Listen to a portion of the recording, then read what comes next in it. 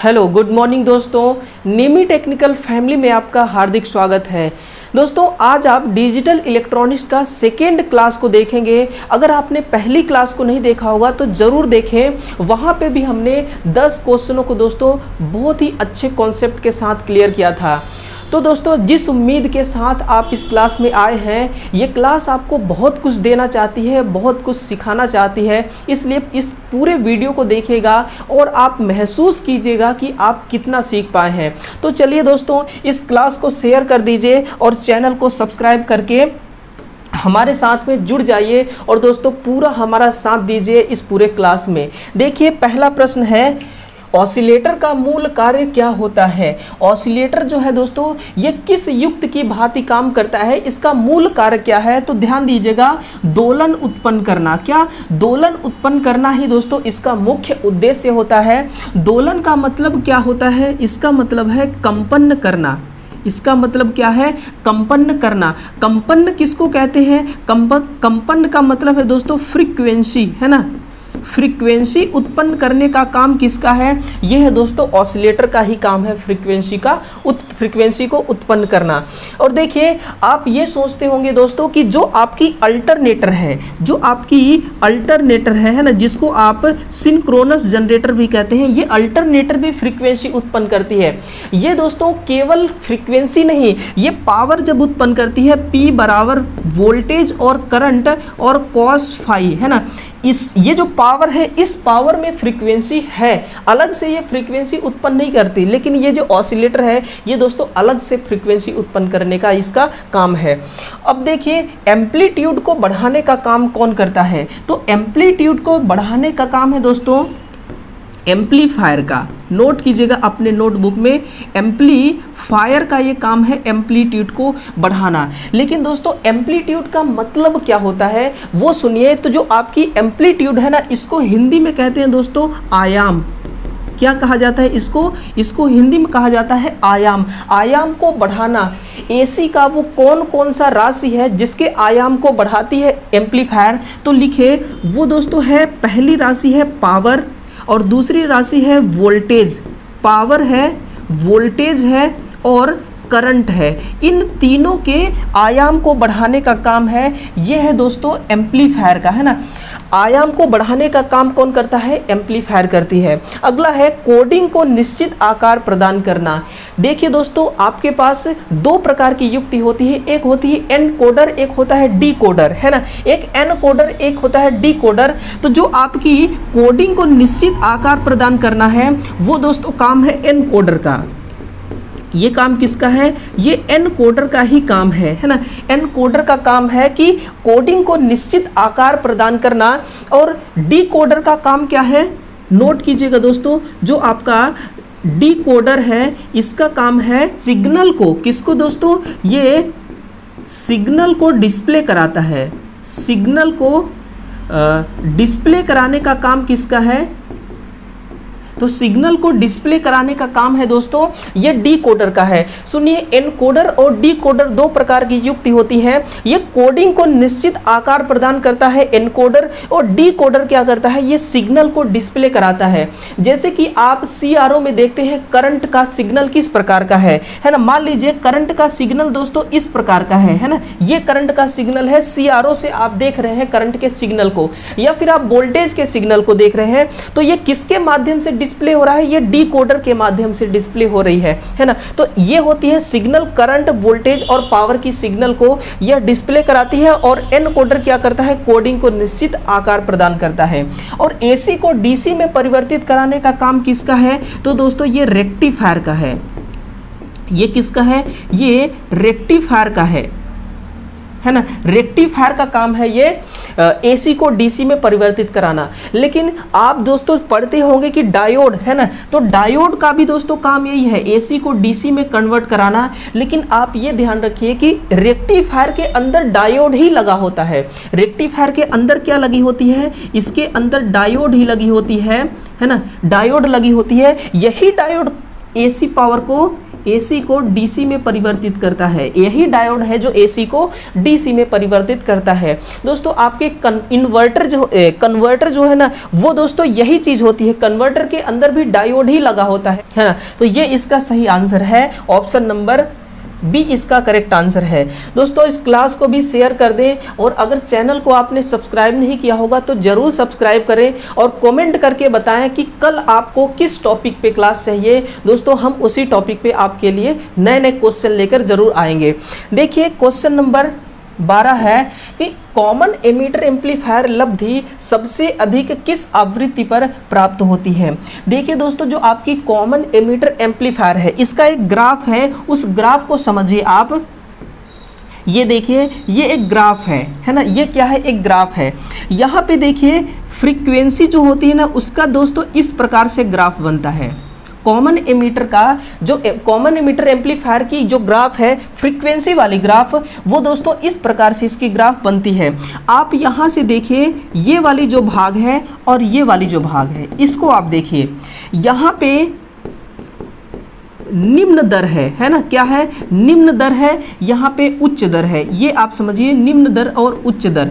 देखिएगा दोस्तों आपसे क्या पूछा है कि लब्धि, लब्धि का मतलब क्या होता है, इसका मतलब होता है दोस्तों गेन, है ना, इसको हम क्या कहते हैं, गेन। और गेन को दोस्तों हम दक्षता कहते हैं, इसको हम क्या कहते हैं, दक्षता। तो कॉमन एम्पलीफायर की दक्षता किस फ्रीक्वेंसी पर सबसे अधिक होगी, ये आपसे पूछा जा रहा है। तो आप देखिए जब फ्रीक्वेंसी का मान निम्न है, जब फ्रीक्वेंसी का मान निम्न है उस समय दोस्तों इसकी दक्षता भी निम्न होगी। और उच्च दर पर भी देखिए, उच्च दर पर भी फ्रीक्वेंसी का मान निम्न है, इसलिए दक्षता भी निम्न होगी। लेकिन आप यहाँ पे जब देखेंगे ना, ये मध्य है, ये क्या चीज़ है, ये कौन सा पॉइंट है, ये मध्यम पॉइंट है, इसके बीच का पॉइंट है ना। तो ये मध्यम फ्रीक्वेंसी पर ये उच्च दक्षता पर काम करती है। ऑप्शन नंबर दोस्तों डी इसका सही आंसर होगा कि मध्यम फ्रीक्वेंसी पर common amplifier, common ammeter amplifier मध्यम फ्रीक्वेंसी पर ये उच्च लब्धि प्राप्त करता है। कैसा लब्धि प्राप्त करता है, उच्च लब्धि। देखिए अगला प्रश्न है, ऑडियो आवृत्ति एम्पलीफायर का संयोजन किस नाम से प्रचलित है। ये दोस्तों बहुत ही ट्रेंडिंग सवाल है, ये बार बार क्वेश्चन में आजकल पूछे जा रहे हैं, इसको आप गौर से देखिए। इसका सही आंसर होगा कैस्केड संयोजन, है ना। अगर दोस्तों हम कैस्केड संयोजन किस प्रकार से किया जाता है ना, उसको अगर हम समझ लेंगे तो ये क्वेश्चन हमसे कभी भी गलत नहीं होगी। तो सुनिए कैस्केड संयोजन होता कैसे है। देखिएगा दोस्तों जो एम्पलीफायर है ना, हम कैस्केड संयोजन करने के लिए दो एम्पलीफायर का प्रयोग करते हैं। देखिए पहला जो एम्पलीफायर है उसका सिंबल मैं आपको बना के दिखाता हूं। ये इसका बेस वाला टर्मिनल है ना, ये इसका क्या है, ये इसका बेस वाली टर्मिनल है दोस्तों, और ये इसका एमीटर वाली टर्मिनल है। ये क्या है, एमीटर टर्मिनल है, और ये कलेक्टर का टर्मिनल है। एक और यहाँ पे हम लेंगे, और ये इसका अलग अलग टर्मिनल हो गया, ये अलग अलग टर्मिनल हो गया। आप ध्यान दीजिए दोस्तों, ये आपका है एमीटर, और ये है बेस, और ये है कलेक्टर। आपको किस प्रकार से कनेक्ट करना है इन दोनों को, ताकि ये दोस्तों कैस्केड संयोजन में कन्वर्ट हो जाए। तो देखिए जो भी आपका एम्पलीफायर होता है, एम्पलीफायर को दोस्तों इनपुट कहाँ से देते हैं, तो इनपुट हमेशा बेस से देते हैं।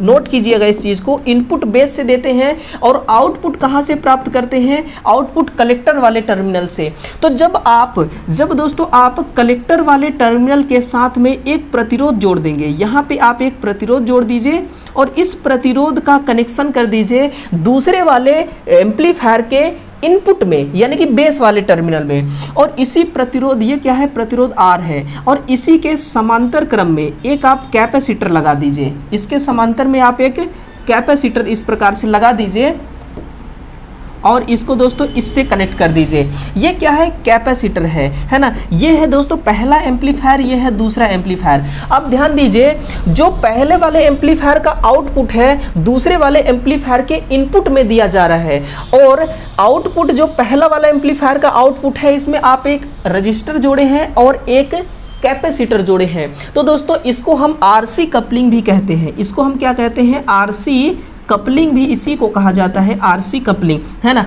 अगर ऑप्शन में कैस्केड कपलिंग ना दिया हो ना तो आप इसी को करेक्ट आंसर करना, आरसी कपलिंग। अब सुनिए दोस्तों, यहाँ पे इसका फंक्शन क्या चीज है, फंक्शन क्या है कि जो आपका यहाँ पे ये लगा हुआ ना कैपेसिटर, इस कैपेसिटर को लगाने का उद्देश्य क्या है, तो केवल एक ही उद्देश्य है दोस्तों, क्योंकि देखिए हम ऑसिलेटर से क्या करते हैं, सॉरी हम एम्पलीफायर से क्या करते हैं, जब एम्पलीफायर दोस्तों ऑसिलेटर के रूप में काम करती है तो ये भी एक दोलन उत्पन्न करती है, क्योंकि ऑसिलेटर के रूप में काम कर रही है। ऑसिलेटर का काम क्या है कि दोलन उत्पन्न करना, और दोस्तों दोलन उत्पन्न केवल एसी पावर में ही होती है। आप इस चीज को नोट कीजिएगा कि जो आपका दोलन है ना, ये कहाँ पे संभव है, ये दोस्तों संभव है केवल और केवल एसी पावर में, है ना। एसी पावर में ही दोलन संभव है, यानी कि एसी पावर में ही फ्रीक्वेंसी होती है।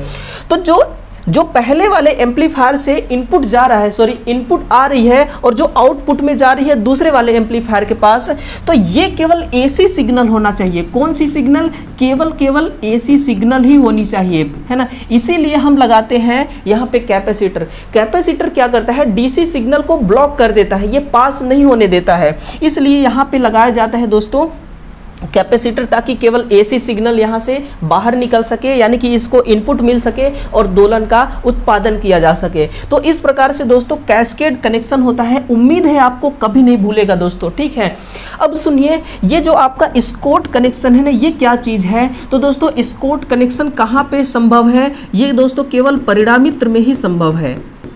कहाँ पे, परिणामित्र में संभव है, ये परिणामित्र में ही किया जाता है। और स्कॉट कनेक्शन को हम टीटी कनेक्शन के नाम से भी जानते हैं, इसी को हम दोस्तों टीटी कनेक्शन के नाम से भी जानते हैं। ये डिजिटल इलेक्ट्रॉनिक सर्किटों में नहीं, केवल ट्रांसफार्मर में किया जाता है। और सुनिए, अगर आपसे कभी ये पूछा जाए कि टीटी कनेक्शन का उपयोग कहाँ पे करते हैं, किस उद्देश्य को लेकर आप टीटी कनेक्शन ट्रांसफार्मर में करते हैं, तो दोस्तों आप पीछे नहीं हटिएगा, इसका आंसर आप दीजिए कि ऊष्मा उत्पन्न करने के लिए, है ना। ऊष्मा उत्पन्न करने के लिए हम टीटी कनेक्शन करते हैं, है ना, ऊष्मा उत्पन्न करने के लिए। और टीटी कनेक्शन दोस्तों करता क्या है, ये 3 फेज को 2 फेज में कन्वर्ट करता है। किसको, ये 3 फेज को ये 2 फेज में परिवर्तित करने का काम किसका है, ये दोस्तों परिवर्तित करने का काम टीटी कनेक्शन का ही है, इसलिए आप इस चीज को नोट कर लीजिए। और इंटरलूप कनेक्शन दोस्तों, ये कोई कनेक्शन नहीं होता है, ये कंट्रोल वायरिंग में होती होगी इंटरलूप कनेक्शन। अगला क्वेश्चन देखिए, क्वेश्चन नंबर 14 है कि किसी सेमीकंडक्टर से निर्मित डायोड में संभावित अंतर को किस नाम से जाना जाता है, तो दोस्तों इसको हम बैरियर पोटेंशियल के नाम से जानते हैं। किसके नाम से, इसको हम बैरियर पोटेंशियल के नाम से जानते हैं। देखिए बैरियर पोटेंशियल क्या चीज है, जो आपका डायोड बनता है ना दोस्तों, ये सेमीकंडक्टर से मिलके बनती है। एक एन प्रकार का सेमीकंडक्टर और एक पी प्रकार का, यानी कि पी और एन। देखिए एक पी सेमीकंडक्टर है और एक एन सेमीकंडक्टर है, इसको हम, ये अलग अलग है, इसको दोस्तों हम एक में ही जोड़ देंगे तो ये पीएन डायोड बन जाएगा। क्या ये पीएन डायोड बन जाएगा, तो इसका जो बैरियर पोटेंशियल, ये क्या चीज होती है, इसको समझिए दोस्तों। ये जो आपकी डायोड है ना, ये किस प्रकार की युक्ति है, तो नोट कीजिए, ये दोस्तों एक दिशीय युक्ति है।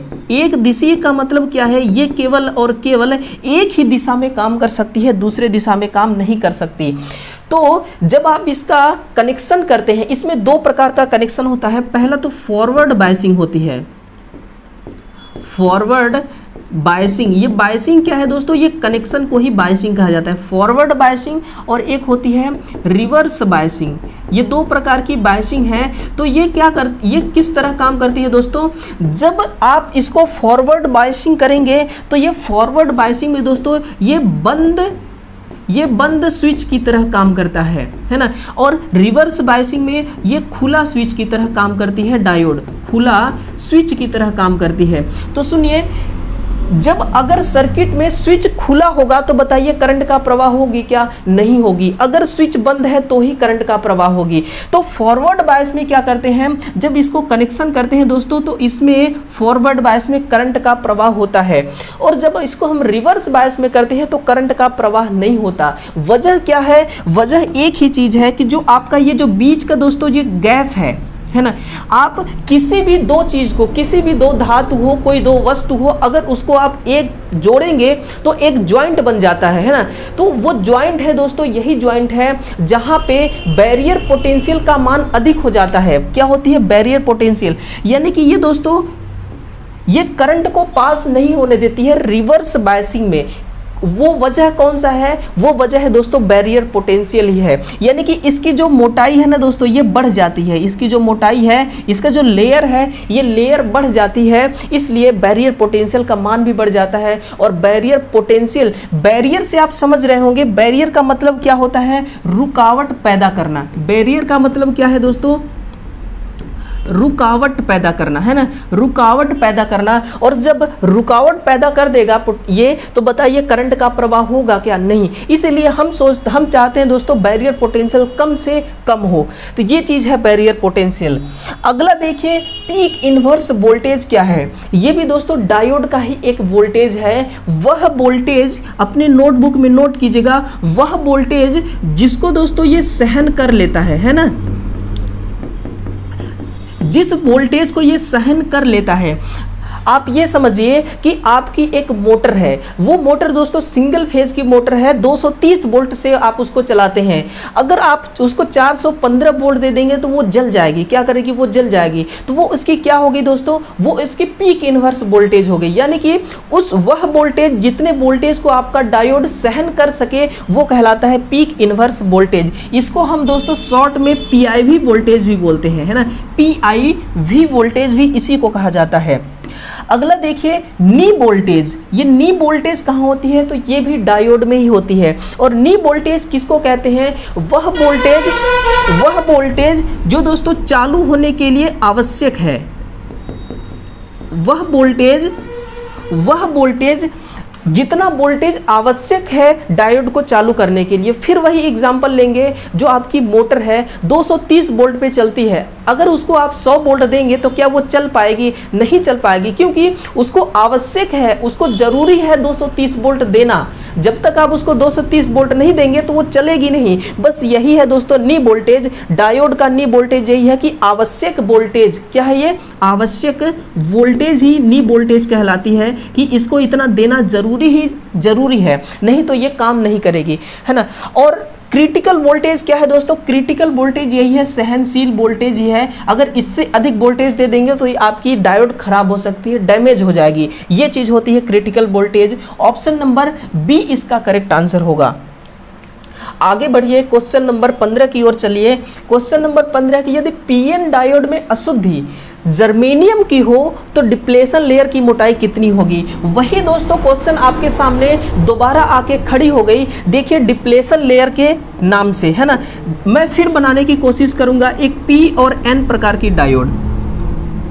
वही डायोड है P और N डायोड। उसको देखिए, यहाँ पे क्या पूछा है कि अगर अशुद्धि जर्मेनियम का हो तो डिप्लेशन लेयर। दोस्तों डिप्लेशन लेयर जो है ना, वो बैरियर पोटेंशियल ही है, जिसको हम डिप्लेशन लेयर के नाम से यहाँ पे पढ़ रहे हैं। वो क्या है? बैरियर पोटेंशियल है। इसके बीच में जो ज्वाइंट है ना, उसी ज्वाइंट को दोस्तों क्या नाम दे दिया गया है? एक लेयर नाम दे दिया गया है। ये लेयर कितना होता है? तो ये लेयर होती है दोस्तों 10 की घात -6 माइक्रोमीटर। कितना होता है? 10 की घात -6 माइक्रोमीटर। ये दोस्तों इसका करेक्ट आंसर है। यानी कि यहाँ पे जो डिप्लेशन लेयर है, नोट कीजिएगा, ये जो आपकी डिप्लेशन लेयर या डिप्लेशन परत बोलिए, इसकी जो मोटाई है ना, वो है दोस्तों 10 की घात -6 माइक्रोमीटर। ये इसकी मोटाई है ना। डिप्लेशन लेयर की मोटाई जितनी कम होगी दोस्तों, करंट उतनी ही आसानी से प्रवाहित हो जाएगा, है ना। अगर डिप्लेशन लेयर की मोटाई बहुत अधिक है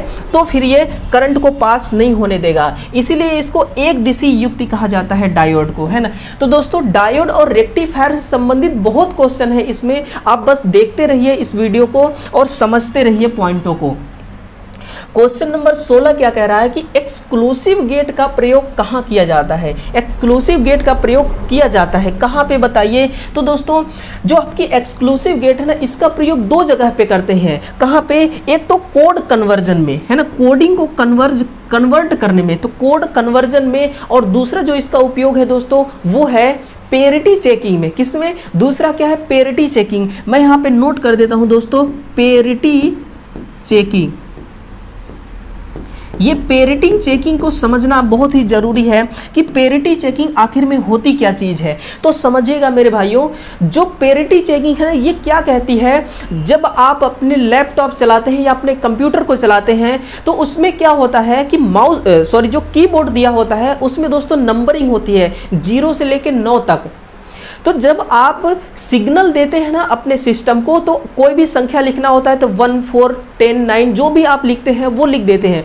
वो कौन सा संख्या है, वो है दोस्तों डेसिमल संख्या। लेकिन सिस्टम कभी भी डेसिमल संख्या को नहीं समझता है, वो केवल बाइनरी संख्या को समझता है। तो ऐसे में क्या किया जाता है कि हम तो डेसिमल संख्या लिखते हैं, लेकिन जो आपका सिस्टम है उसके अंदर एक फ्लिप फ्लॉप लगी होती है। नोट कीजिएगा, उसके अंदर क्या लगी होती है, फ्लिप फ्लॉप, है ना, उसके अंदर फ्लिप फ्लॉप लगी होती है। ये फ्लिप फ्लॉप क्या करता है, जो आपने डेसिमल संख्या पल्स के रूप में दिया है अपने सिस्टम को, उस डेसिमल को कैच करता है और कैच करने के बाद इसको कन्वर्ट कर देता है बाइनरी संख्या में। किसमें, बाइनरी संख्या में इसको कन्वर्ट कर देता है। आप इसको बाइनरी सिग्नल भी कह सकते हैं अपने भाषा में, कि बाइनरी सिग्नल में कन्वर्ट करने का काम किसका है, फ्लिप फ्लॉप का। देखिए बाइनरी संख्या में ये कन्वर्ट तो कर दिया है ना, लेकिन कितने संख्या को कन्वर्ट किया ये कौन बताएगा, ये बताएगा एक्सक्लूसिव गेट। एक्सक्लूसिव गेट का ये पेरिटी चेकिंग यही चीज होती है कि पेरिटी चेकिंग यानी कि बाइनरी संख्याओं का योग। मैं यहां पे लिख देता हूं दोस्तों, बाइनरी संख्याओं का योग, बाइनरी संख्याओं का योग करना, है ना। यानी कि पता भी तो होना चाहिए कि जो आपने अपने कंप्यूटर सिस्टम को सिग्नल दिया है डेसिमल के रूप में, वो फ्लिप फ्लॉप में बाइनरी के रूप में कन्वर्ट किया, तो कितना संख्या आपने उसको सिग्नल दिया, वो दोस्तों उसको गिनती करना तो जरूरी है, काउंटिंग करना, जोड़ना जरूरी है। तो जोड़ना ही कहलाता है पेरिटी चेकिंग, है ना। और कोड कन्वर्जन दोस्तों ये उसका दूसरा काम है। तो एक्सक्लूसिव गेट का प्रयोग कहां पे करते हैं, कोड कन्वर्जन में इसका प्रयोग करते हैं, है ना। तो और शक्ति कन्वर्जन में किसका प्रयोग किया जाता है, तो दोस्तों रेक्टिफायर का प्रयोग करते हैं। किसका, रेक्टिफायर का प्रयोग हम करते हैं शक्ति को कन्वर्जन में और कन्वर्ट करने में, यानी कि पावर को कन्वर्ट करने में। और जो आपकी अंतर्वर्तक है ये डीसी को एसी में बदलती है, डीसी को एसी में बदलने का काम किसका है, तो ये है दोस्तों अंतर्वर्तक। इसी को आप इन्वर्टर पढ़ते हैं, इन्वर्टर ही दोस्तों आपके डीसी को एसी में बदलती है ना। अगला क्वेश्चन देखिए, क्वेश्चन नंबर 17 है कि सिलिकॉन डायोड में रिवर्स करंट कितना होता है। दोस्तों सिलिकॉन डायोड में रिवर्स करंट बहुत ही कम होती है, वो होती है दोस्तों नैनो एम्पियर में। किसमें, नैनो एम्पियर में होती है, बहुत ही कम होती है। आप एक बात बताइए, ये एक डायोड है, पी और एन प्रकार की डायोड है। कितना है, पी और एन प्रकार की एक डायोड है, ठीक है। फॉरवर्ड बायसिंग और रिवर्स बायसिंग ये है क्या चीज, उसको समझिए। जब आप इसको बैटरी से कनेक्ट करते हैं, मान लीजिए आप बैटरी से कनेक्ट करेंगे, बैटरी का ये वाली दोस्तों प्लस है और ये वाली माइनस है टर्मिनल। तो जब आप इसको प्लस से कनेक्ट करेंगे और इसको माइनस से कनेक्ट करेंगे, तो ये कौन सा कनेक्शन हो गया, ये फॉरवर्ड कनेक्शन हो गया, कनेक्शन हो गया, है ना। यहां पे लिखता हूं मैं फॉरवर्ड कनेक्शन। अगर आप इसके जस्ट उल्टा कर देते हैं, यानी कि P के साथ माइनस कनेक्ट कर देंगे और N के साथ प्लस कनेक्ट कर देंगे, तो ये रिवर्स कनेक्शन हो जाएगी। तो जब आप फॉरवर्ड कनेक्ट करते हैं तो मान लीजिए कि फॉरवर्ड कनेक्ट में करंट का प्रवाह होना प्रारंभ होता है। हम यहाँ पे एक लोड कनेक्ट किए हैं, क्या किए हैं, लोड कनेक्ट किए हैं। मान लीजिए एक हमारा ये लैंप है, ये क्या है दोस्तों, एक लैंप है। ये 5 एम्पीयर की करंट लेती है और प्रकाश उत्पन्न करती है। तो जब तक फॉरवर्ड कनेक्शन है, करंट का सप्लाई हो रहा है इस लोड को और लैंप जल रही है। लैंप क्या कर रही है, लैंप यहाँ पे दोस्तों जल रही है। लेकिन आप एक बात बताइए कि अगर मैं इसको रिवर्स कनेक्शन कर दूं और रिवर्स कनेक्शन के लिए एक दूसरा लोड लगा दूं, वो लोड भी 5 एम्पीयर का करंट ही लेती है। तो बताइए जब नैनो एम्पीयर में करंट चलेगी रिवर्स कनेक्शन में, तो क्या वो लोड जल पाएगी, क्या वो लोड, मान लीजिए लोड बल्ब है, तो क्या वो बल्ब जल पाएगी, नहीं जल पाएगी ना। इसीलिए इसको कहा जाता है दोस्तों ये एक दिशी युक्ति है। एक दिशीय युक्ति है, ये केवल एक ही दिशा में काम कर सकती है, इसीलिए दोस्तों एक दिशीय युक्त डायोड को कहा गया है। और रिवर्स बायस में बहुत ही कम करंट चलती है, नैनो एम्पियर में। लेकिन आपको यहाँ पे दो कंडीशन ध्यान रखना है। पहली कंडीशन क्या है, तो पहली कंडीशन है कि अगर आपकी डायोड सिलिकॉन की बनी हो तब, अगर जर्मेनियम की बनी हो दोस्तों तो वो माइक्रो एम्पियर होता है ना। यहाँ पे मैं लिखता हूँ, अगर जर्मेनियम की डायोड बनी हो ना तब रिवर्स करंट किस में होता है, माइक्रो एम्पियर में होता है। अब आप कमेंट करके मुझे ये बताइए कि माइक्रो एम्पियर करंट बड़ी होगी या फिर नैनो एम्पियर करंट बड़ी होगी, ये चीज आप मुझे बताइए, कमेंट करके जरूर बताइए। अगला क्वेश्चन देखिए, क्वेश्चन नंबर है 18। जर्मेनियम डायोड का आंतरिक प्रतिरोध मान कितना होता है। ये दोस्तों बहुत ही इंटरेस्टिंग क्वेश्चन है कि जर्मेनियम डायोड का आंतरिक प्रतिरोध कितना होता है। बस आप एक चीज जान लीजिए दोस्तों, जो आपकी जर्मेनियम डायोड है ना, इस डायोड की एक खासियत है, और वो खासियत दोस्तों मैं आपको बताना चाहूंगा कि इसकी चालकता बहुत अधिक है। इसकी क्या है, इसकी चालकता बहुत अधिक है। अब खुद दोस्तों आप एक इलेक्ट्रीशियन हैं, आप खुद सोच के देखिए कि जिसकी चालकता अधिक होगी जिस युक्त की, उसकी प्रतिरोधकता कितना होगा, निम्न होगा। क्या होगा, निम्न होगा। और वही दोस्तों निम्न कितना है, 0.46 ओम मीटर। कितना, 0.46 ओम मीटर। ये जर्मेनियम डायोड का आंतरिक प्रतिरोध है, ये चीज आप ध्यान रखिए, ठीक है ना। इसीलिए दोस्तों जो इसका वोल्टेज ड्रॉप है बहुत कम माना जाता है। जर्मेनियम डायोड का वोल्टेज ड्रॉप कितना माना जाता है, 0.3 वोल्ट, ये इसका वोल्टेज ड्रॉप है। प्रतिरोध का मान जितना कम होगा दोस्तों, वोल्टेज ड्रॉप उतना ही कम होगी, ये चीज आप ध्यान दीजिए। अब देखना, अगर आपसे यहाँ पे जर्मेनियम की जगह पे सिलिकॉन लिखा होता, आप मुझे ये बताइए कि जर्मेनियम की जगह पे दोस्तों यहाँ पे अगर सिलिकॉन लिखी होती तो इसका आंसर क्या होता, तो इसका आंसर हो जाता दोस्तों 2.3 गुणे 10⁻³ ओम मीटर, ये इसका मान हो जाता है। इसीलिए दोस्तों सिलिकॉन का जो वोल्टेज ड्रॉप होता है ये जर्मेनियम से अधिक होती है, 0.7 वोल्ट इसका वोल्टेज ड्रॉप होता है ना। आगे मैं डिस्कस करूंगा कि ये कैसे कैसे वोल्टेज ड्रॉप होता है। अब दोस्तों आप यहां से क्वेश्चन को थोड़ा सा इंटरेस्टिंग बनाने की कोशिश करते हैं कि देखिए, जो हम दोस्तों प्रयोग करते हैं सिलिकॉन का आईसी बनाने के लिए, चिप बनाने के लिए, तो हम क्यों प्रयोग करते हैं सिलिकॉन का, हम जर्मेनियम का क्यों नहीं प्रयोग करते।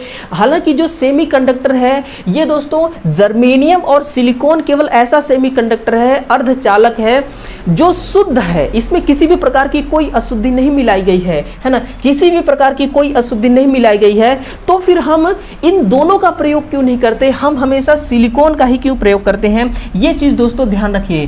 तो इसका वजह एक ही है।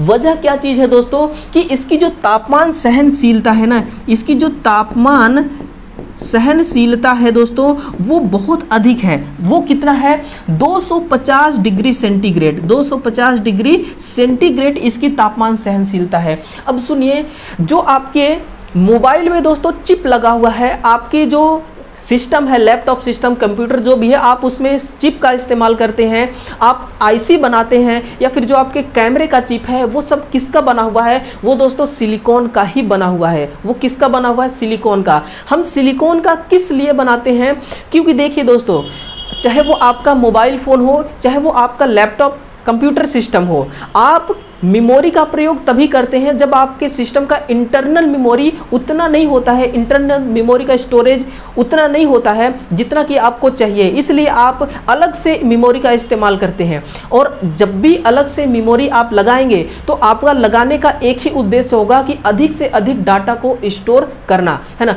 और जब भी आप डाटा अधिक स्टोर करेंगे ना, तो दोस्तों कहीं ना कहीं मेमोरी की जो एफिशिएंसी है, उसकी दक्षता है, उस पर प्रभाव पड़ता है। और जैसे ही प्रभाव पड़ेगा दोस्तों, वो हीट होना स्टार्ट हो जाती है। और देखिए, अगर दोस्तों हम जर्मेनियम का बनाते तो बताइए, जर्मेनियम की जो तापमान सहनशीलता है बहुत कम है, वो दोस्तों आपकी मेमोरी को तुरंत डैमेज करा देती। और मेमोरी जैसे ही डैमेज होती ना मेरे भाई, तो आपका पूरा डाटा एरर हो जाता, पूरा डाटा दोस्तों आपका खत्म हो जाती। इसलिए हम सिलिकॉन का बनाते हैं, क्योंकि इसकी तापमान सहनशीलता 250 डिग्री सेंटीग्रेड है। ये इतना तापमान को भी सहन करते हुए आपकी मेमोरी को दोस्तों सेफ रखती है। यही कारण है कि सिलिकॉन का ही बनाया जाता है हमेशा मेमोरी। इसलिए आप इसको ध्यान रखिए, ठीक है।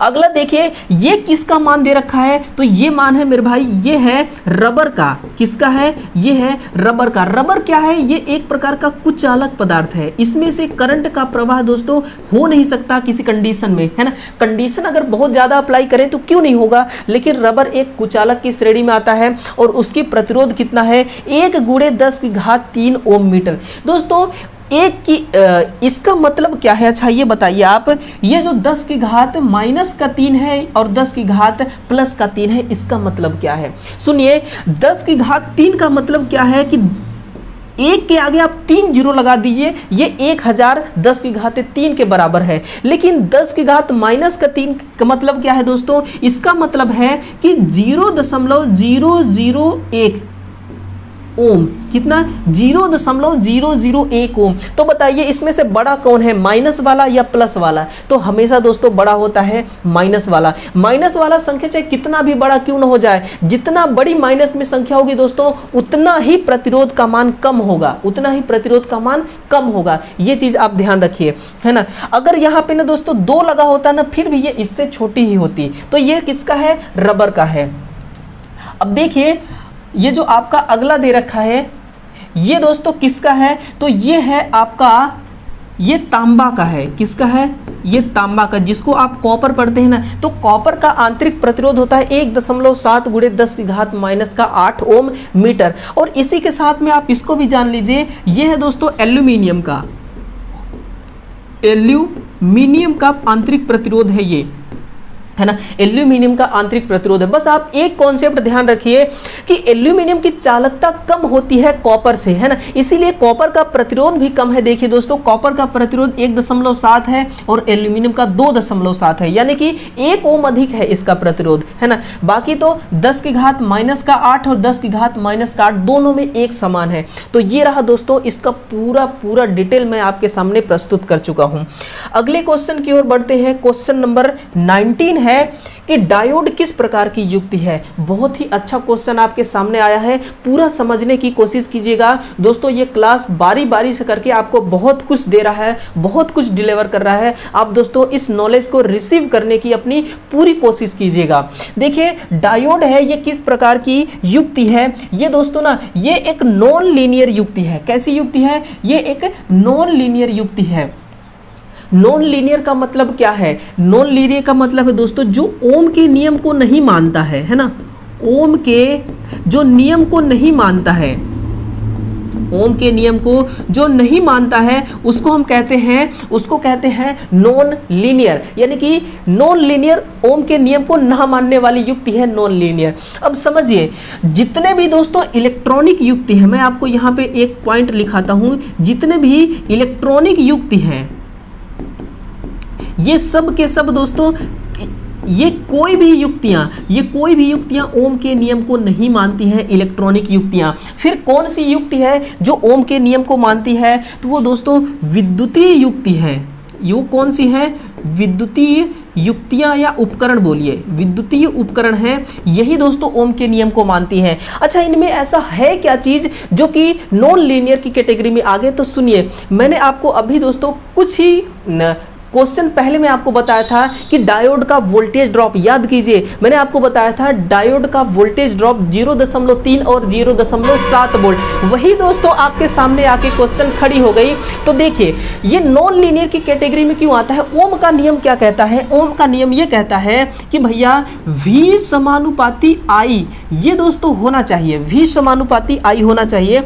अगर आप वोल्टेज को बढ़ाते हैं तो करंट बढ़ना चाहिए, और करंट को जब आप बढ़ाते हैं तो वोल्टेज भी बढ़ना चाहिए, ये इसका अनुपात होना चाहिए। तो देखिए ये क्या करते हैं, अगर डायोड, मैं यहां पे नोट कराता हूं, अगर दोस्तों डायोड जर्मेनियम का बना हो, कि किसका बना हो, जर्मेनियम का बना हो, जर्मेनियम डायोड हो, तो जर्मेनियम जो डायोड है ना, इसका वोल्टेज ड्रॉप मैंने कितना बताया था, 0.3 वोल्ट। और अगर डायोड सिलिकॉन का प्रयोग करके हम बनाए होंगे, किसका, सिलिकॉन का प्रयोग करके डायोड निर्मित किया गया होगा, तो इसका जो वोल्टेज ड्रॉप होता है वो होता है 0.7 वोल्ट, है ना। अब देखिए इसका मतलब क्या है, इसके ग्राफ को आप समझिए।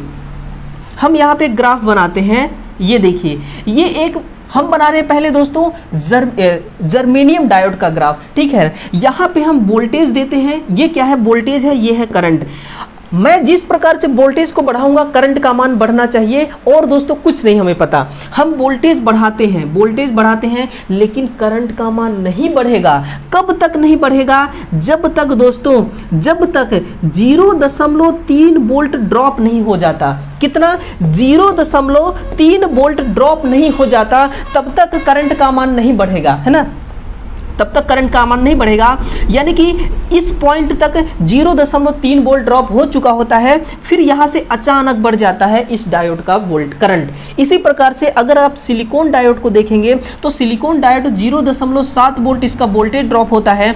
अगर मान लीजिए इस पॉइंट तक वोल्टेज ड्रॉप 0.7 वोल्ट है ना, 0.7 वोल्ट, तो यहां तक वोल्टेज आप बढ़ाएंगे, करंट में कोई बढ़ोतरी नहीं होगी। जब 0.7 वोल्ट ड्रॉप हो जाएगी, अचानक से करंट बढ़ जाएगी। तो देखिए, क्या ये ओम के नियम को पालन कर रहे हैं? ओम के नियम का नहीं कर रहे हैं ना। ओम का नियम तो यही कहता है कि हम करंट बढ़ाएं चाहे वोल्टेज बढ़ाएं, दूसरी वाली राशि तुरंत बढ़ना चाहिए, लेकिन ये तुरंत नहीं बढ़ता है, इसलिए नॉन लीनियर की श्रेणी में आते हैं, है ना। तो देखिए दोस्तों, आपको नॉन लीनियर का पता चल गया कि नॉन लीनियर कहते किसको हैं और है क्या चीज।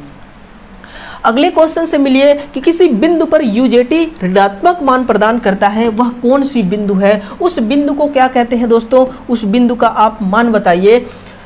किसी बिंदु पर यूजेटी ऋणात्मक मान प्रदान करता है ना, उसको कौन सा बिंदु कहते हैं? उसको दोस्तों हम पिक बिंदु कहते हैं। कौन सा बिंदु? पिक बिंदु कहते हैं। अब ये पिक बिंदु है क्या चीज? देखिए, हम एक ग्राफ के माध्यम से इस डायोड का, इस यूजेटी का मतलब समझेंगे, ऋणात्मक कहां से मिलता है। देखिए दोस्तों, एक ग्राफ है, ये आपके सामने क्या है, एक ग्राफ है। यहां पे है वोल्टेज, यहां पे है करंट। हम क्या करेंगे, हम दोस्तों जैसे ये एक ट्रांजिस्टर है, यूजेटी क्या है, यूनी जंक्शन ट्रांजिस्टर, इसका पूरा नाम लिखिए यूनी जंक्शन ट्रांजिस्टर। ये एक क्या है, ये एक ट्रांजिस्टर है। तो इस ट्रांजिस्टर में हम वोल्टेज बढ़ाते हैं तो जो करंट का मान है ना, ये बढ़ता है। वोल्टेज बढ़ाते जाते हैं, करंट का मान बढ़ता है। लेकिन एक पॉइंट ऐसा आता है, इसको हम पी पॉइंट देते हैं। इसको हम क्या पॉइंट देंगे? P point. ये एक ऐसा पॉइंट है दोस्तों, अगर इस पॉइंट से और वोल्टेज को बढ़ाए तो करंट अब बढ़ने के बजाय ये घटने लगता है। और कब तक घटेगा? इस पॉइंट तक घटेगी। इसको हम दे देते हैं क्यू पॉइंट। ये कौन सा पॉइंट? हम अपने से नाम दे दिए क्यू पॉइंट। अब सुनना, यहाँ के बाद क्या होगा, जब आप और वोल्टेज बढ़ाएंगे तो दोस्तों अब करंट बढ़ेगा नहीं, इसके साथ लीनियर हो जाएगा। क्या हो जाएगा? इसके साथ दोस्तों आप वोल्टेज बढ़ाएंगे तो इसी के रिस्पेक्ट में करंट भी बढ़ना, इसी के अनुपात में करंट भी बढ़ने लगेगा, है ना, इसी के अनुपात में करंट भी बढ़ने लगेगा। तो आप देखेंगे ये जो P और Q वाली पॉइंट है, इस वाली पॉइंट को आप देखिए, ये जो P और Q वाली पॉइंट है, यहाँ पे क्या मिल रहा है आपको? करंट माइनस में मिल रहा है। किस में मिल रहा है? करंट आपको माइनस में मिल रहा है। तो इसको कौन सा पॉइंट कहते हैं? इसको दोस्तों पिक पॉइंट कहते हैं, इसको पिक बिंदु कहा जाता है ना, पिक बिंदु। दोबारा सुनिएगा, एक डायोड है, एक रेक्टिफायर है, ट्रांजिस्टर है, यूजेटी ट्रांजिस्टर, और उसमें हम क्या करते हैं? वोल्टेज बढ़ाते हैं, करंट का मान बढ़ता गया। किस पॉइंट तक बढ़ा? पी पॉइंट तक बढ़ा।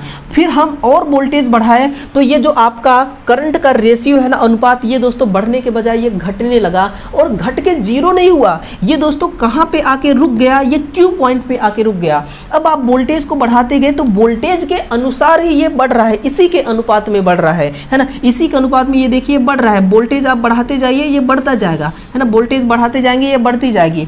लेकिन ये जो P और Q वाली बिंदु है, इसी को कहते हैं पिक बिंदु, और इस बिंदु पे मान कैसा मिलता है? माइनस में मान मिलता है ना। आप इसको अगर आर बिंदु कहेंगे, इसको अगर आप आर बिंदु मानते हैं तो आर से लेके पी तक का जो बिंदु है, इसमें आपको कैसा मान मिलेगा? तो धनात्मक मान मिलेगा, और पी से लेकर क्यू तक ऋणात्मक मान मिलेगा। तो ये चीज होती है दोस्तों, ये चीज होती है UJT का ऋणात्मक मान ये किस प्रकार से प्रदान करता है, कौन से पॉइंट पे। तो अब बताइए दोस्तों, आप किस प्रकार का फील कर रहे हैं, आप कैसा महसूस कर रहे हैं, ये क्लास आपको क्या क्या सिखाए दोस्तों, कमेंट करके जरूर बताइएगा।